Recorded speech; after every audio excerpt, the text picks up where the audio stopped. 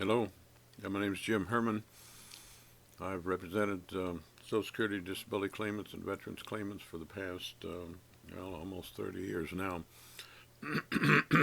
I just wanted to give you a couple of reminders regarding helping you identify a path for approval, particularly with regard to your Social Security disability um, hearing. They call it hearing, but really it's more of a conversation. It's essentially a question and answer session. But I wanted to remind you of just a few things.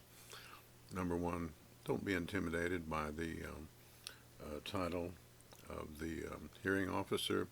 Uh, the title of administrative law judge is, it's a big title.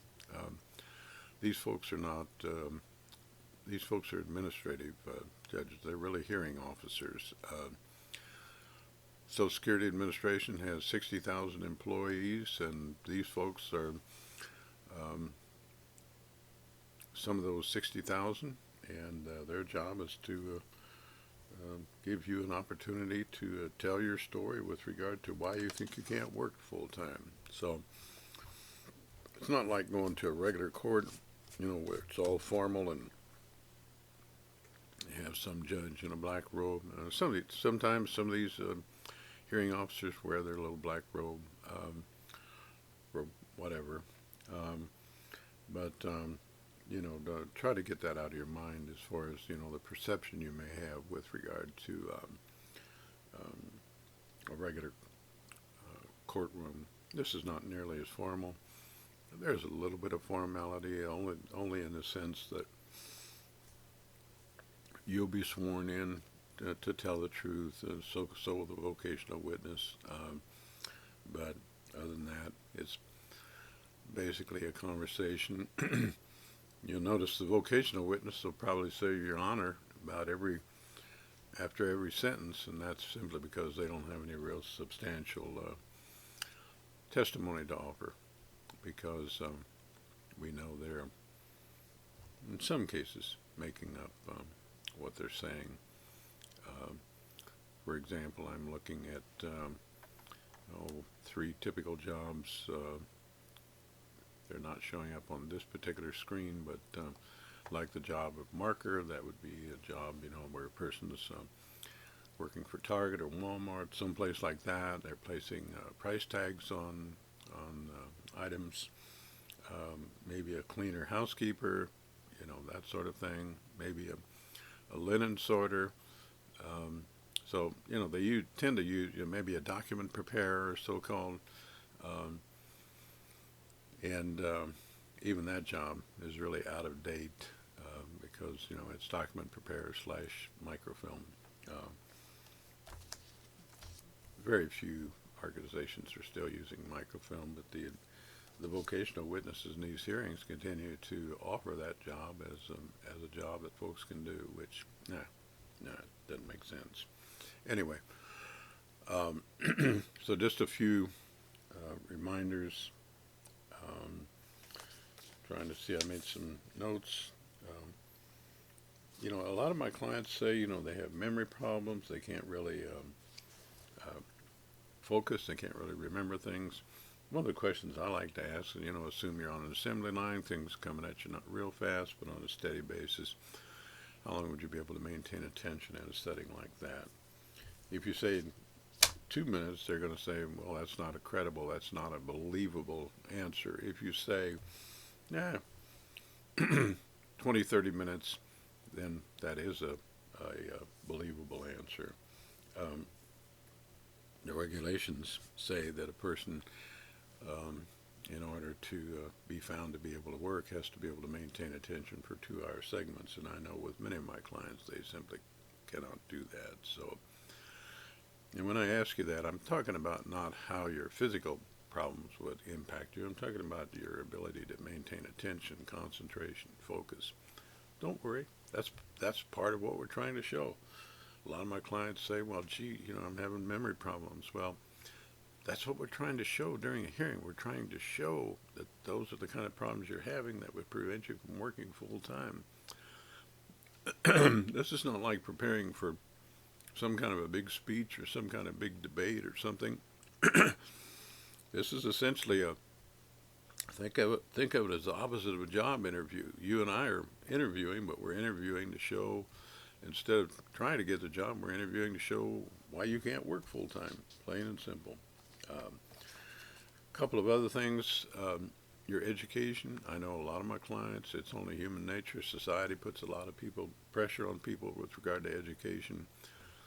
The less education, the better for a disability hearing. Some of my folks will say they graduated, well, they say, well, maybe I didn't graduate high school, but I have a GED. Whereas in reality, they really don't have the GED. So you're shooting yourself in your foot when you do that. So keep in the back of your mind, less education, the better for a disability hearing.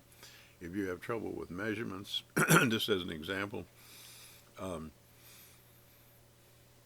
that'll help you. If you can't, if you don't know basic measurements, that'll help you get approved. If you have trouble with math, that'll help you get approved. If you go to the store and you give somebody a $20 bill and you're not sure if they gave you the right change without looking at the register, that'll help you.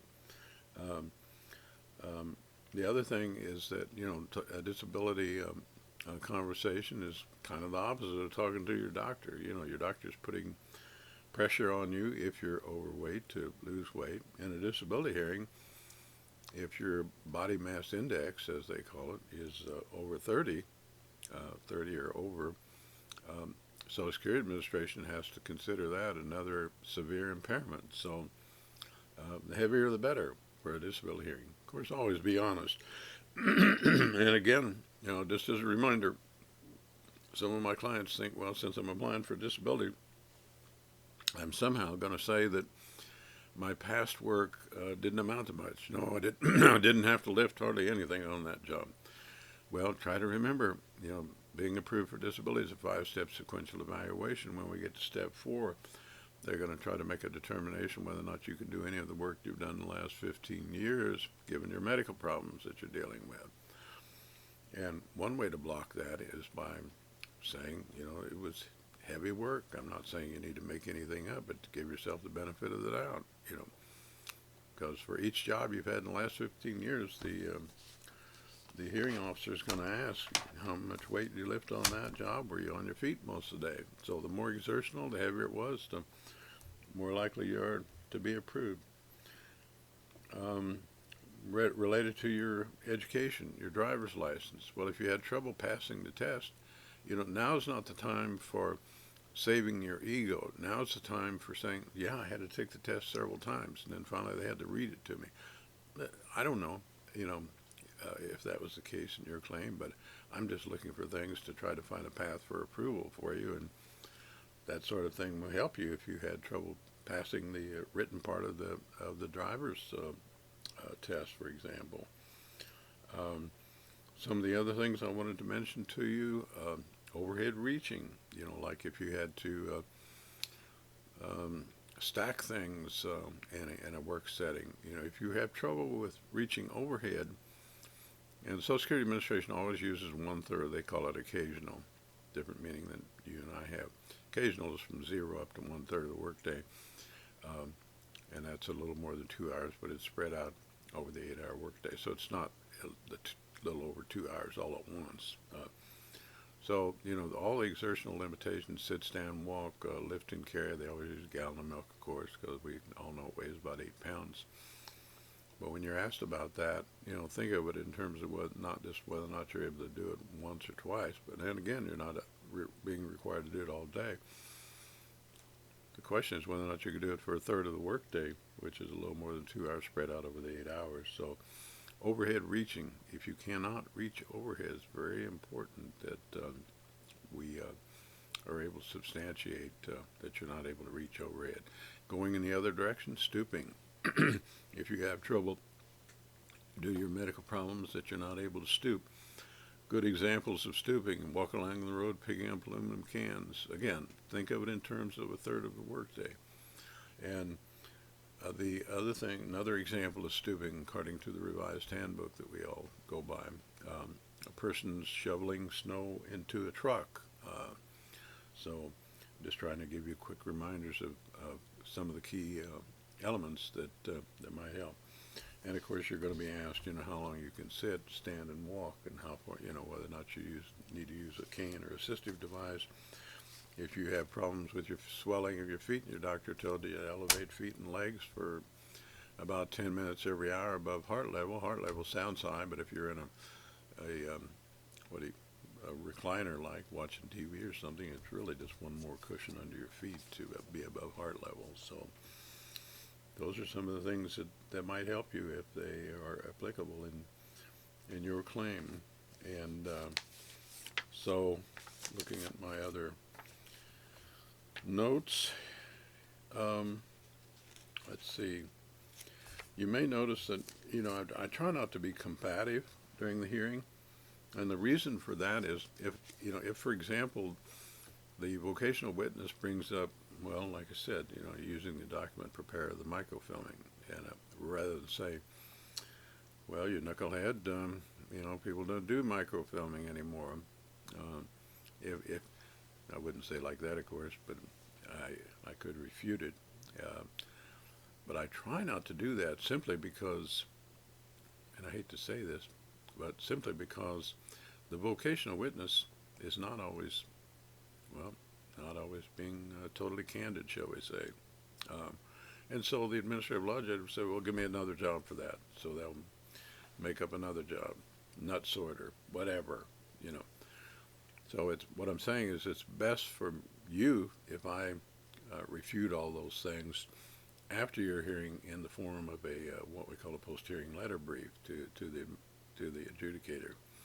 So then they're not, and plus the hearing officers don't like it, for somebody like me to be combative, and so if they don't like it, that could be a negative element for you, and my goal is to try to find ways to get you approved. I'm checking my notes, please forgive me. But what else was I going to cover?